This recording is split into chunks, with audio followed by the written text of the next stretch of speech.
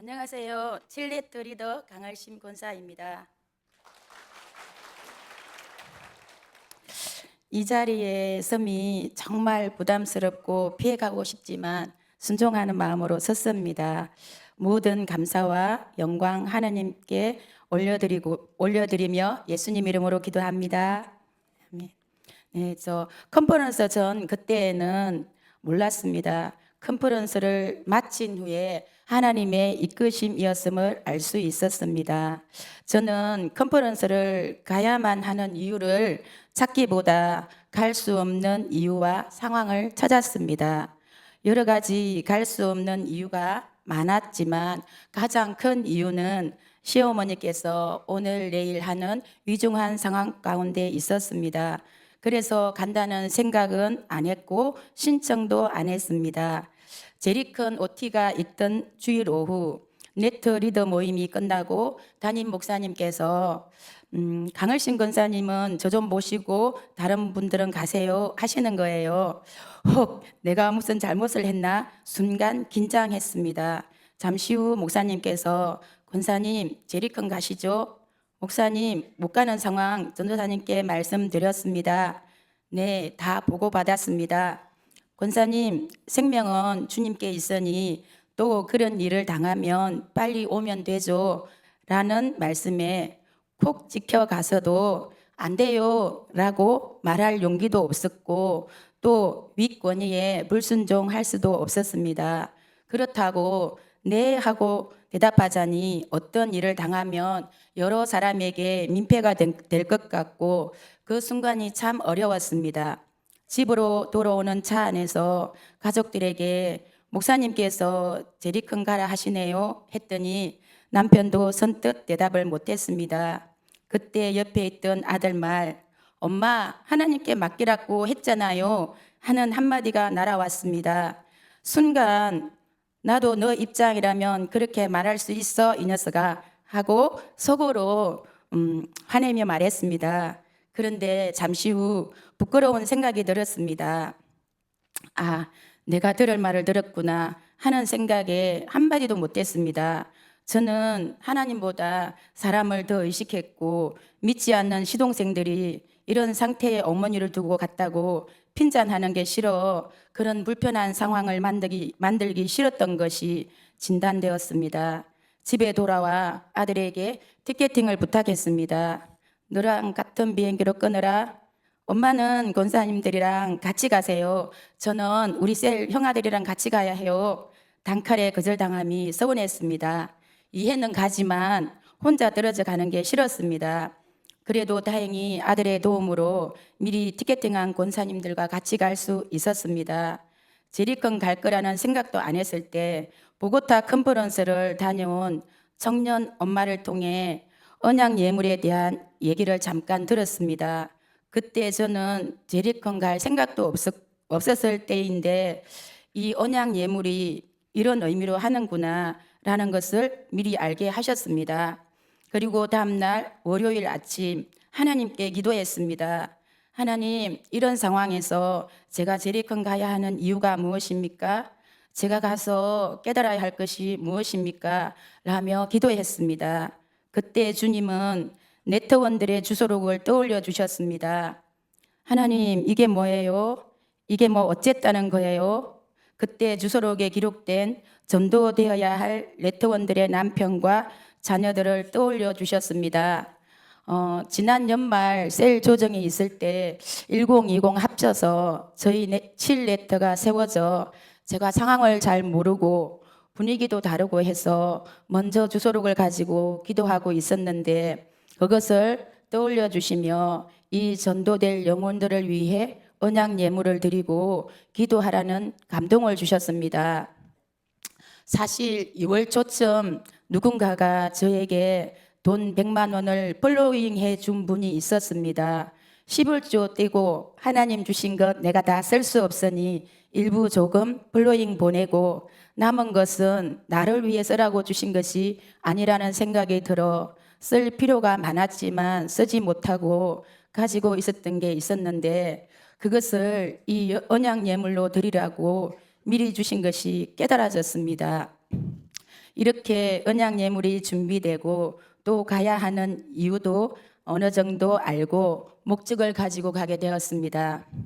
컨퍼런스 내용 중 가장 저에게 임팩트 있게 들려왔던 것은 태도와 순종이었습니다. 컨퍼런스 주제가 유업인데 유산은 물리적인 것을 물려주는 것이고 유업은 그 일과 정신까지 물려주는 것이라 했죠. 이성박 목사님이 보고타 컨퍼런스 가실 때마다 보고타에서 일어나는 일이 왜 여기 우리에게는 안 일어날까 연구하고 또 연구했을 때 부흥의 태도를 다음 세대에게 흘려보내지 못한 것을 깨달았다고 하셨습니다. 부흥의 태도. 그래서 믿음의 선배들이 기도했던 7, 80년대 기도원 스타일의 장소를 만들어 다음 세대에게 앉히고 어른들은 뒷자리 의자에 앉도록 컨퍼런스 현장을 세팅하셨다고 말씀하셨습니다. 그리고 시간마다 은혜를 주셨습니다. 첫 번째 강의 시간 주제가 마지막 때의 부흥으로 부흥을 일으키는 4가지에 대해 말씀해 주셨습니다. 그 첫 번째 내지가 우리가 저편으로 건너가자. 두 번째 사마리아를 통하여야겠는지라. 세 번째 건너와서 우리를 도우라. 네 번째 예수님 십자가 지는 상황. 이 4가지 중 4번째 예수님 십자가 지는 상황에서 한 죄인은 예수님을 저주하고 있었고 또 다른 한 명 죄인은 예수님 가까이 있는지라. 그는 예수님께 예수님 저를 기억해 주세요 라고 했을 때 그래 내가 너를 기억해 줄게 라고 말씀하시지 않고 네가 오늘 나와 함께 낙원에 있으리라 말씀하시며 기회는 한 번뿐이다. 지금 오늘이라고 소리치며 선포하게 하셨습니다. 절박감, 긴장감, 간절함으로 선포하게 하셨습니다. 그러시면서 그들의 영혼은 저를 기억해 주세요 라고 외치고 있다. 부흥은 언제 일어나는가? 지금 오늘 일어난다. 그렇게 말씀하셨어요.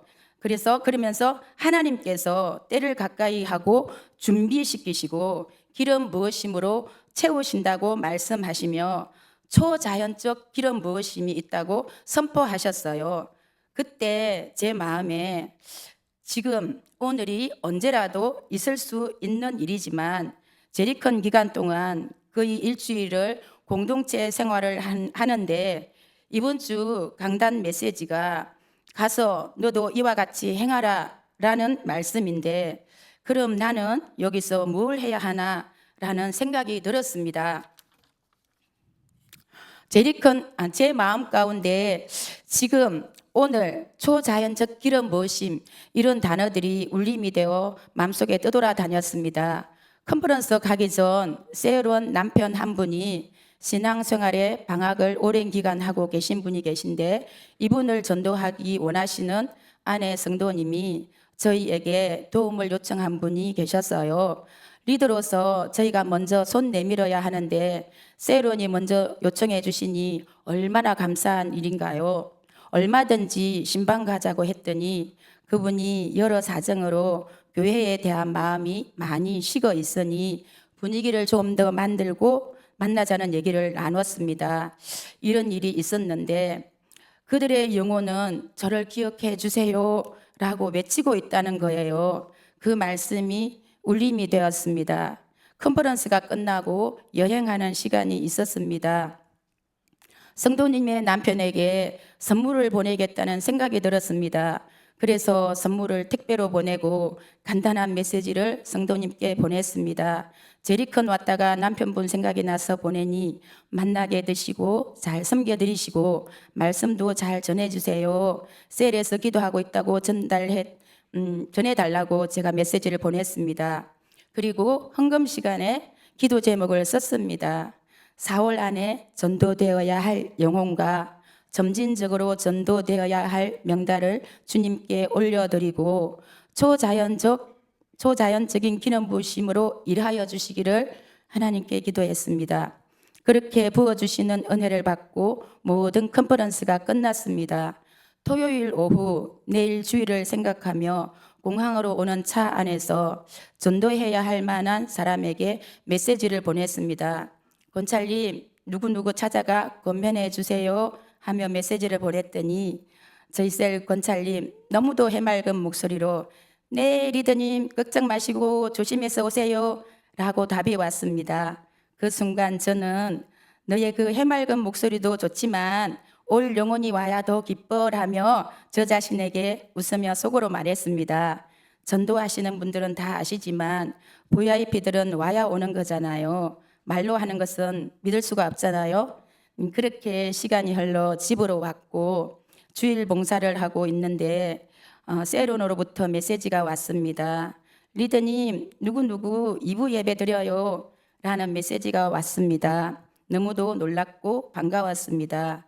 그동안 기도하고 있었지만 사정이 있어 오전 예배 나오는 게 어려워 오후 예배라도 오시라고 권면한 분들인데 기대하지 않은 오전 예배에 방문하여 예배 드린다는 소리에 감사했습니다.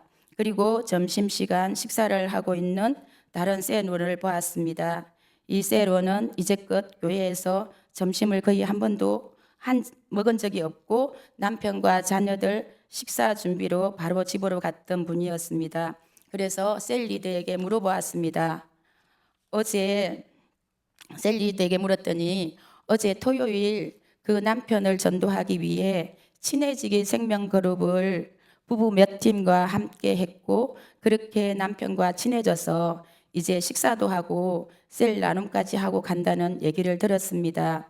이만큼의 성장이 있었던 것입니다. 아직 방문 카드도 또 교회 안에 발을 들여놓지 않은 상태이지만 하나님의 초자연적인 기름 부으심이 네트 안에서 움직임으로 보여짐이 하나님이 일하심으로 느껴졌습니다. 하나님은 전도도 네가 하는 것이 아니다. 내가 하는 것이라고 말씀으로 내가 하는 것이다 라는 말씀으로 내가 이분을 전도하기 위해 더 우선순위를 두고 했던 분은 이분인데 그는 아직 안 오고 다른 분을 더 먼저 보내심으로 하나님이 일하심을 깨닫게 하시고 하나님께서 때를 가까이 하시고 준비시키셨음을 알게 하셨습니다.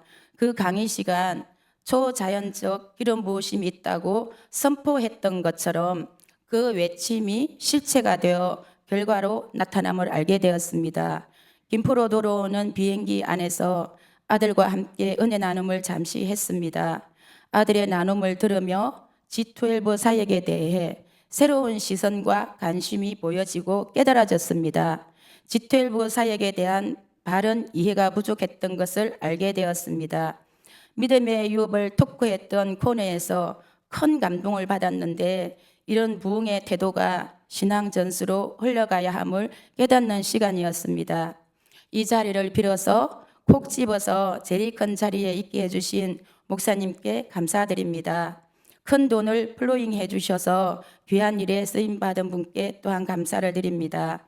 시간, 물질, 몸을 들여 한 영혼을 구원하기 위해 애써주신 네트님들과 자신의 능력 이상의 것들로 섬기며 애써주시는 우리 칠레트한 리더님들께 감사드립니다.